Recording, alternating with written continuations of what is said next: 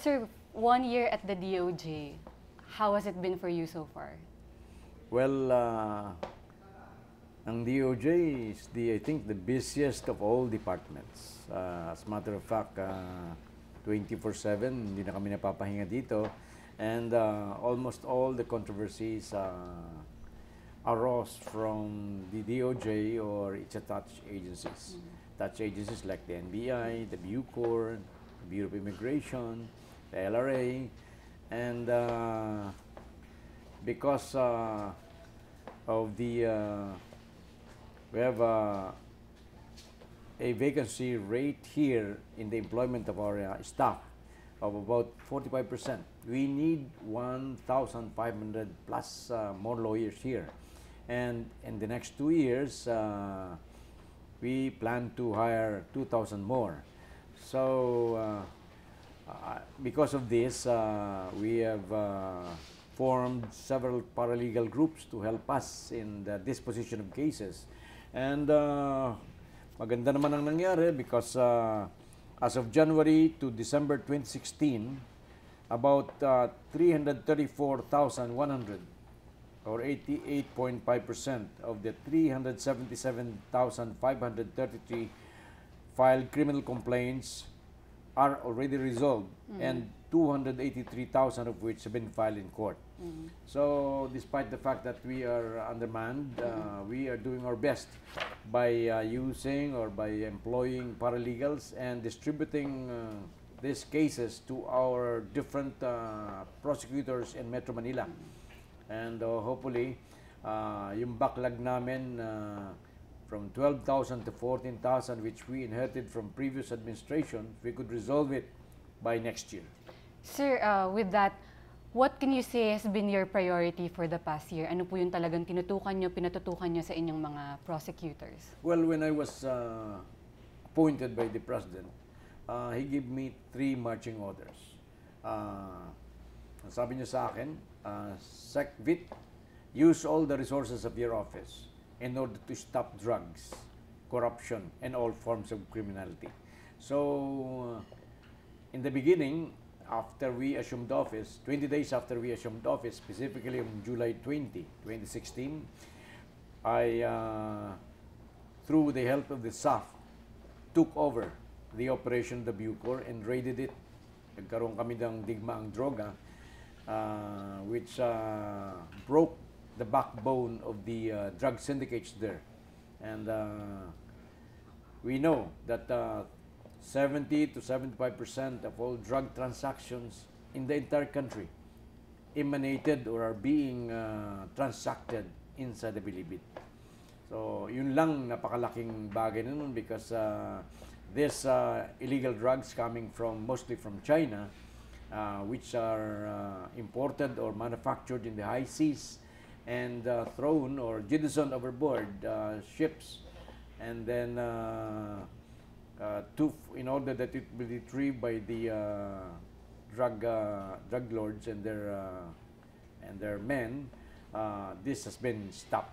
But lately, I heard that again these drug syndicates are very active again in the National Bureau prison, and I am going to attend to it, perhaps by asking to avoid familiarity, because I've already changed the initial batch of SAF troopers. Baka gumamit na rin ako ng Marines from the Armed Forces of the Philippines. Secretary, it begs to be asked, was Senator De Lima prioritized? Yung cases niya po, was it prioritized by the DOJ in your first year? No, not really. Actually, kaya lang naman tinamaan si Senator De Lima is because alam naman natin yung focus ng administration ni President Duterte is to rid the country of drugs. Otherwise, had it not been for the President being elected, we are already a narco state. And unfortunately, Secretary De Lima is in the midst of this campaign. We know very well that from the declarations of our witnesses that Secretary De Lima was very much aware of the cabals being constructed by these drug lords. These cabals are much better or grandeur than the those five-star hotel.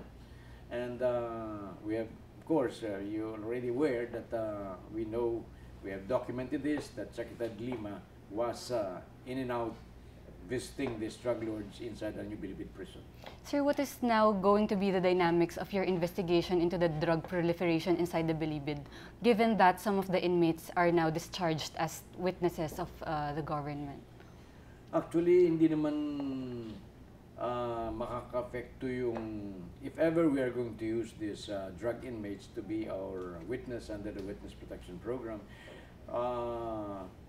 para sa kaliliwanag, hindi makaka-apekto yan doon sa kaso nila. In other words, if this drug inmates will be used as witnesses against in the new cases to be filed against Secretary Lima or any other persons, hindi makaka-apekto yan. Mananatili silang, they will still be detained because of the cases for which they are convicted. Kaya let's disabuse our minds, hindi po makaka-apekto, hindi po pakakawalan itong mga drug lords na ito doon sa kanilang conviction. Sir, the drug inmates that are going to be witnesses, nakakapag-deal pa rin po ba sila ng drugs inside the prison? And paano po natin sila binabantayan? Binabantayan natin sila. As a matter of fact, hindi lang naman sila eh. Tulad ng nasabi ko kanina, mayroong creeping resurgence. Kaya I'm going to act on this. Resurgence of drug trade inside.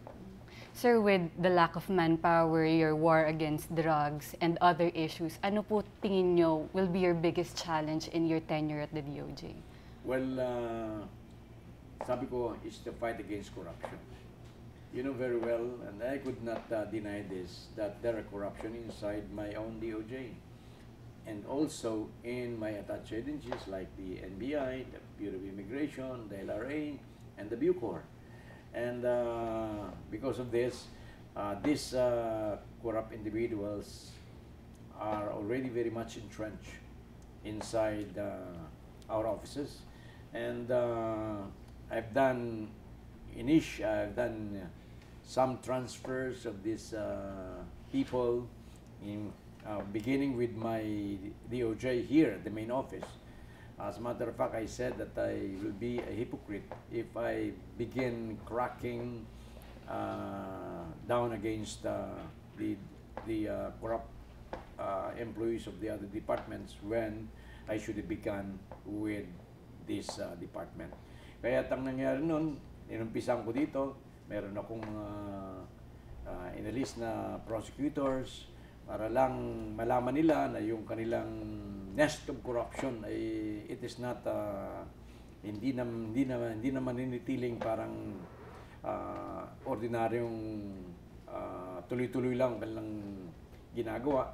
And of course, you know very well when we arrested 1,316 illegal Chinese in this Jack Lam Fontana controversy. This was the first time that it happened na makahuli tayo ng more than 1,300. Before, mga 100 lang or even below 100 ang nahuhuli dyan. Pero ngayon, I believe na yung pagkakalansag natin sa sindikato dun sa Clark ay napakalaking bagay. And we have also would like to commend the NBI for being able to bust the biggest drug syndicate so far. We confiscated around 890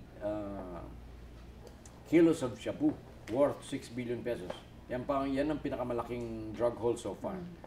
And this is bigger than the drug seizures of the whole Aquino administration for 6 years.